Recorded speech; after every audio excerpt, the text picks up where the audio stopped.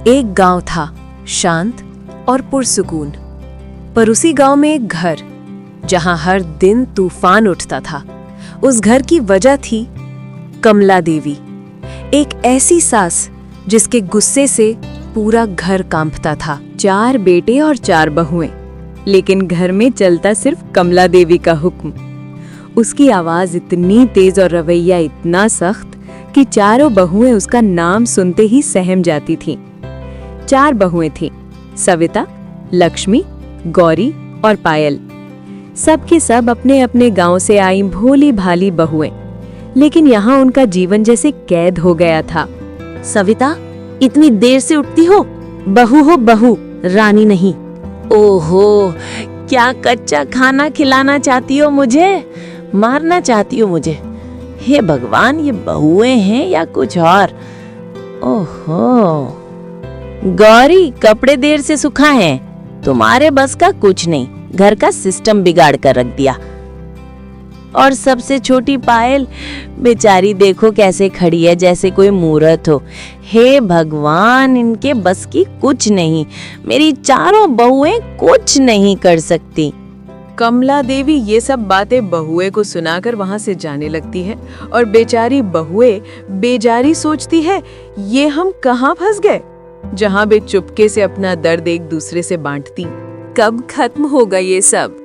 मुझे लगता है मेरी जिंदगी बस यहीं अटक गई है। मैं घर वालों को भी शिकायत नहीं कर सकती।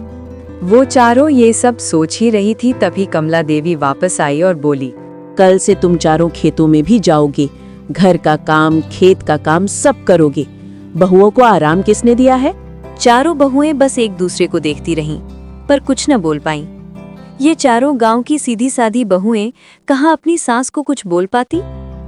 थकान से टूटा हुआ मन और भी टूट गया। उस रात अचानक कमला देवी के कमरे से तेज खांसी और गिरने की आवाज आई। सविता घबरा गई। माँ जी, क्या हुआ? कमला देवी जमीन पर गिरी थी, सांस तेज चल रही थी। पानी, पानी। सविता ने बिना एक सेकंड सोचे पानी दिया, दवाई दी, बाकी बहुओं को बुलाया। चारों ने मिलकर उन्हें संभाला। अगली सुबह बहुएं खेत जाने की तैयारी कर रही थीं। सास धीमे स्वर में, खेत नहीं जाना, घर का काम ही काफी है। बहुएं चौंक गईं। ये वही कमला देवी है या कोई और? कमला देवी कोई दिन ऐसे ही बीमार रहे। फिर बहुओं ने डॉक्टर को बुलाया। इनकी सांसों और दिल में गंभीर समस्या है, ख्याल न रखा तो हालत बिगड़ सकती है। अब चारों बहुएं मिलकर सेवा करने लगी। दवाई, खाना, गर्म पानी, मालिश सब वे ही करती। एक शाम कमला देवी ने पहली बार महसूस किया, बेटों ने नहीं, बहुओं ने उन्हें संभाला। कमला देवी ने चारों बहुओं को पास बुलाया। सास रोते हुए बोली, बहुओं, मेरी गलती थी। मैंने तुम्हें हमेशा सताया, तुम्हारी कद्र नहीं की। आज तुम ही मुझे संभाल रही हो। क्या तुम लोग मुझे माफ कर दोगी?